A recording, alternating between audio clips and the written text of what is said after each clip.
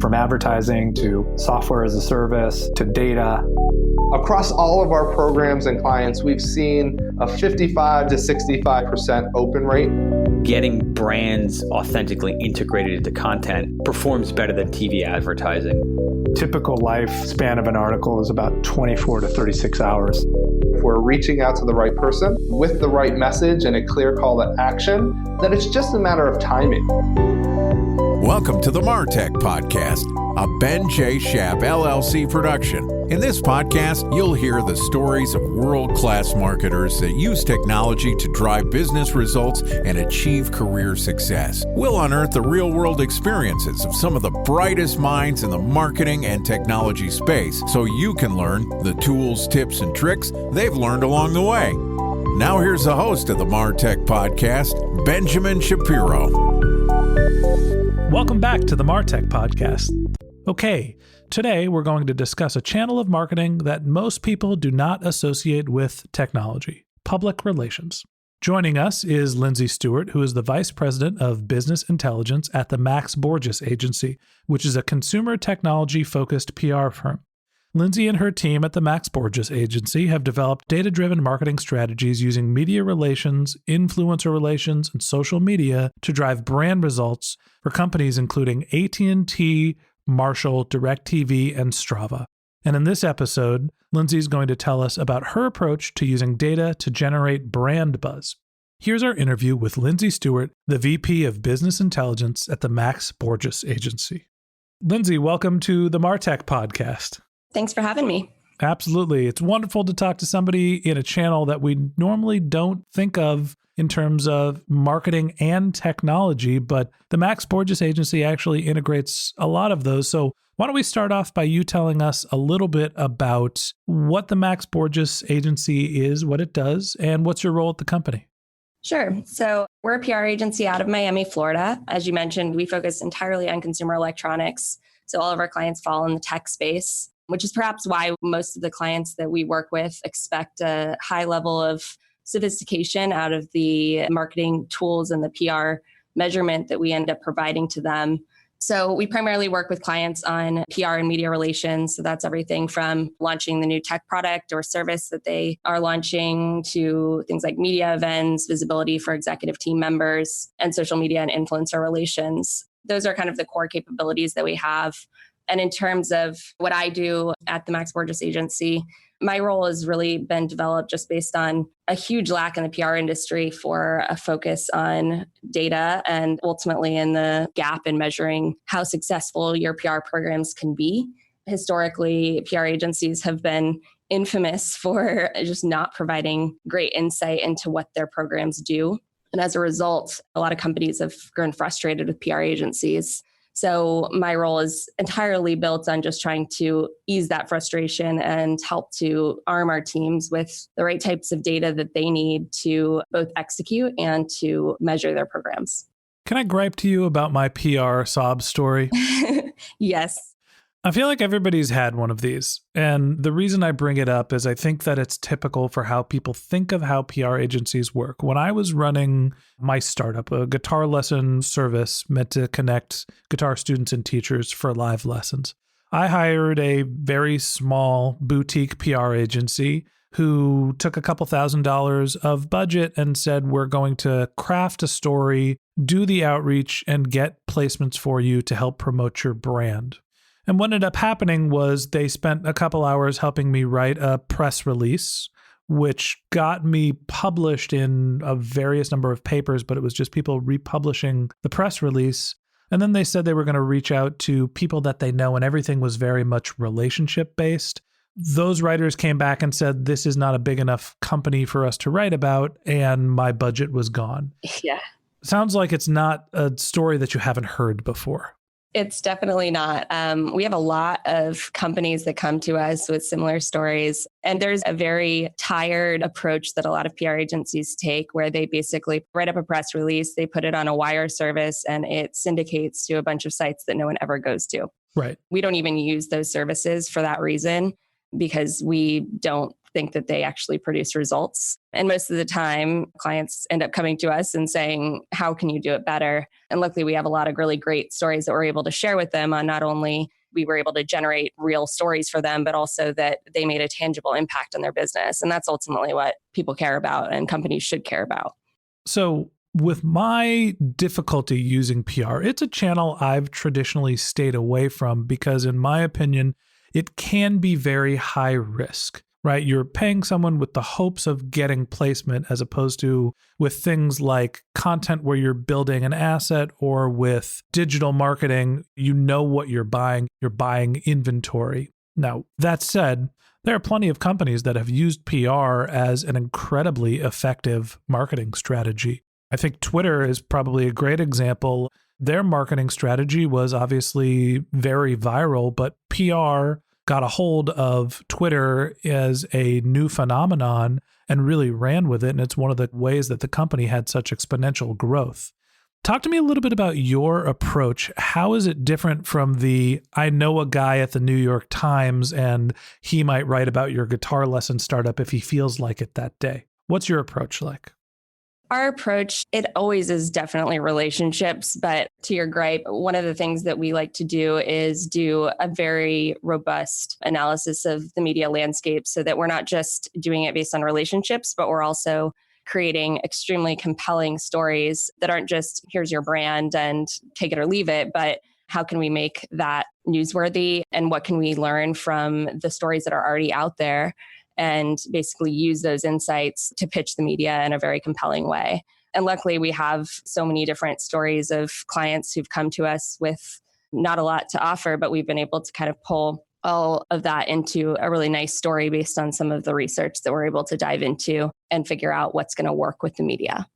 So what I'm hearing is and I don't mean to put words in your mouth, but it sounds like the first step for you in building a PR strategy is doing an evaluation of the competitive landscape and seeing what content has performed and gained interest in competitive products or something similar to what you're going to be talking about.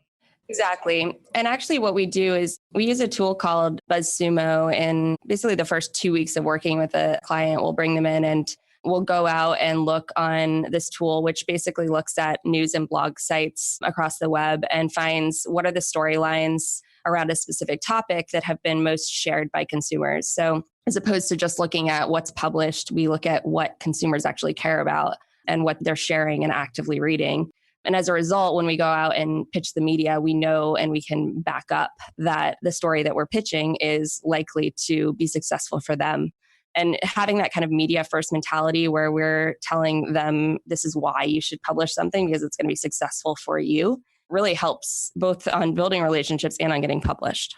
Right. So it's not necessarily just the story that the consumer wants to tell. You're really mining the industry for what's going to be something that's attractive to members of the media.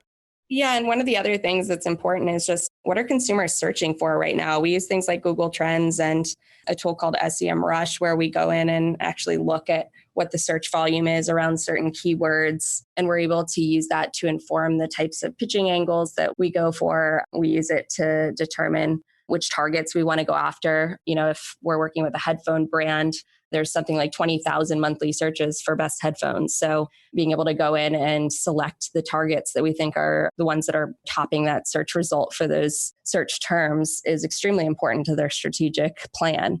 So we always do it with that kind of data-driven approach in mind when we're planning out the strategy for clients, both from what's going to land them best in terms of an outlet and also the storyline that's going to most likely hit with the media.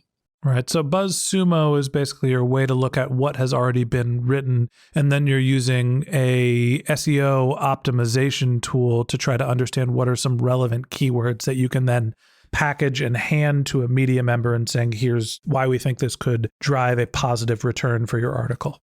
Exactly. And ultimately, there's a lot of articles that are kind of already out there that we know we can tap into a keyword just by being included in a roundup, for example, that might be on the best headphones. They're usually publishing those on a regular basis, so we can make sure that our clients are included in those in the future.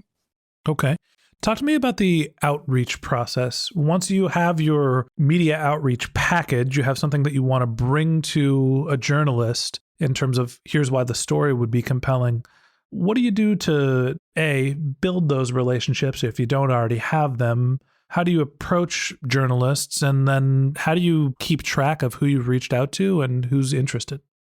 One of the great things about our agency, because we're consumer tech focused, is that we're all kind of talking to all of our account executives that are reaching out to media are all kind of talking to a similar type of journalists. So we have a vast network of connections. If one person does not have a connection with a journalist, then you can guarantee that somebody else around the agency has one. So that's one of the things that makes us unique. But in addition to that, again, having that kind of media first mentality where you're thinking about what their needs are and not just trying to push your own agenda. It's very common for media members to get frustrated with PR agencies because they're self-serving, but we always try to do what we can to help them as well so that they're wanting to work with us. And a lot of times as a result, and again, because of our tech focus, a lot of media members are actually reaching out to us and asking us for what do you guys have lately that's interesting? What new companies are you guys working with? Because they know that we work with great tech brands and that they can rely on us for that. So outside of the media coming to you and asking for what companies you're representing, how do you know what they are interested in? A lot of it's research into what they've already been writing about. We are very careful about making sure that we don't reach out to journalists with things that are relevant to them just by knowing what they write about.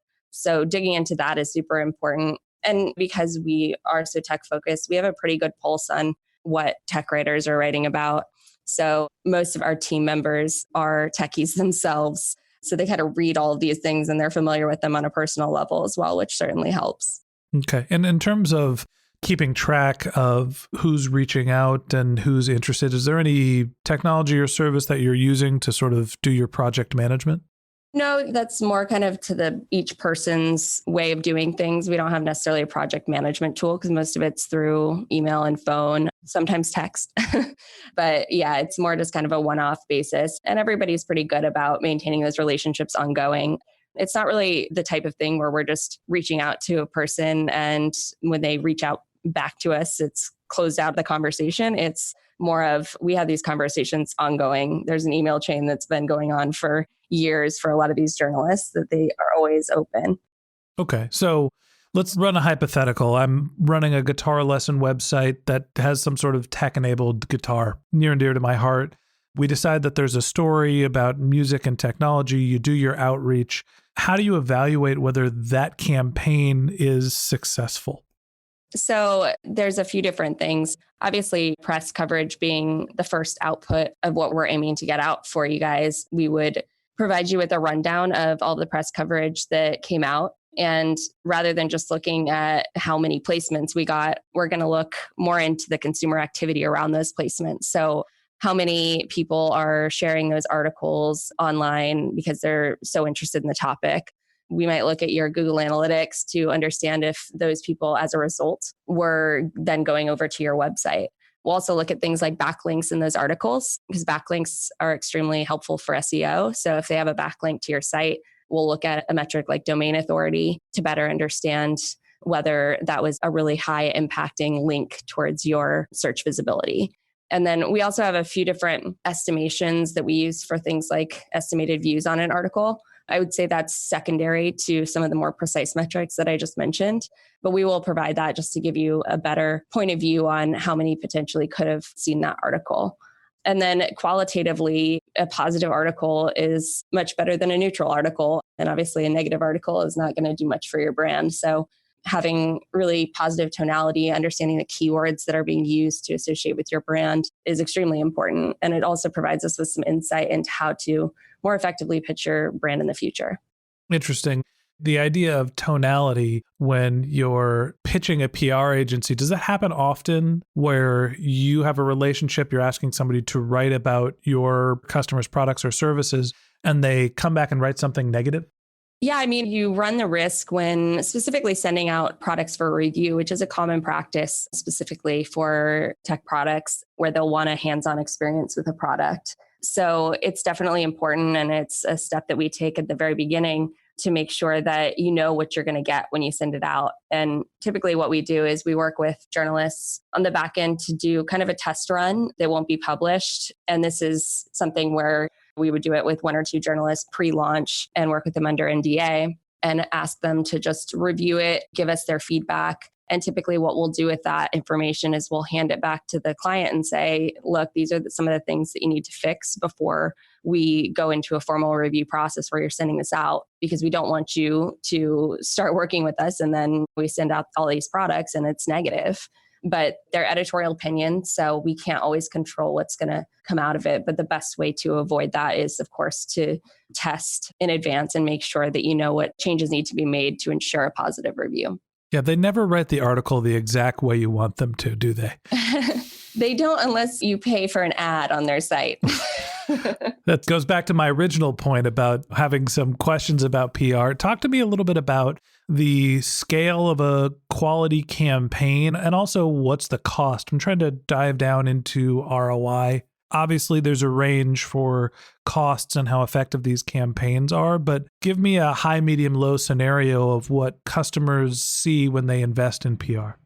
It definitely varies, but we've launched companies like a company called Misfit. I don't know if you're familiar with them, but when we started with them, they were a wearable company launching on Indiegogo, and we started that brand from the ground up. And they were, I think it was last year, acquired by Fossil. So the magnitude of what we were able to do actually really helped them into that acquisition. So that was a success story beginning to end. And some of the other ones that we've worked with, when we launch a new product, they see a huge uptick in sales just within a few days of starting that work together. So it definitely varies by brand that we work with, but generally across the board, we do see a really nice change to their overall sales and revenue after starting to work with us. When you're evaluating campaigns, do you look at the KPI being a brand metric, how much people are interested and aware of the brand, or are you really looking at this as a direct response related channel? I would love to be able to make it direct response, because that's what everybody wants, is to be able to tie metrics directly to any activity that they're paying for. But typically the way that we do it is both through the metrics that I mentioned before, where it's measuring kind of consumer response and consumer activity, and then looking alongside that things like relative changes in site traffic, relative changes in brand awareness levels, revenue, and those types of things. And typically we are able to see a pretty strong correlation between those factors. Like when we see an article, for example, that gets shared by a ton of consumers, we typically see a day of sales boost. So it's helpful to be able to have that type of insight that we can use to know. So if we have a client that has a Business Insider article that published and we see that it's been shared 3,000 times, we're immediately talking to them about their sales on Amazon, because that's typically where Business Insider links out. And 9 times out of 10, we see a significant sales boost that's tied to that same article. What I'm hearing is in the short term, you're able to measure the direct response benefits of a PR campaign, but in the long term, you're really looking at more brand metrics where having better awareness is impacting shareability, visibility, awareness, all the sort of classic brand metrics. Right. Okay. I think that's a great stopping point for today. So that wraps up this episode of the MarTech Podcast. Thanks to Lindsay for joining us. In part 2 of this interview, which we'll publish tomorrow, Lindsay's going to talk to us about the technology and data she uses to create compelling content for consumer technology brands.